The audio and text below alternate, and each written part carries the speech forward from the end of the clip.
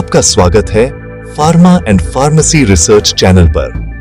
आज हम बात करेंगे ज़ेडेक्स सिरप के बारे में, जो खांसी, जुकाम और गले की खराश में काफी असरदार माना जाता है। इस वीडियो में हम जानेंगे इसकी composition, uses, dose, side effects और प्रिकॉशंस। ज़ेडेक्स सिरप एक कॉम्बिनेशन मेडिसिन है। इसमें मुख्य रूप से ये इंग्रेडिएंट्स होते हैं: क्लोरफेनिरामाइन मलिएट, एलर्जी कम करता है; फेनिलिफ्रीन हाइड्रोक्लोराइड, नाक की बंदिश खोलता है; डेक्स्ट्रोमेथोर्फेन हाइड्रोब्रोमाइड, खांसी को दबाता है; मेंथॉल, गले को ठंडक और आराम देता है।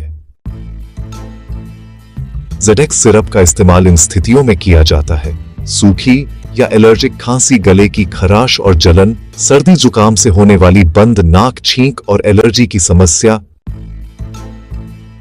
बड़ों के लिए सामान्य खुराक 5 ml दिन में 2 से 3 बार, बच्चों के लिए डॉक्टर की सलाह के अनुसार ही दें। याद रखें, खुराक व्यक्ति की उम्र और हालत पर निर्भर करती है, इसलिए डॉक्टर की सलाह जरूरी है।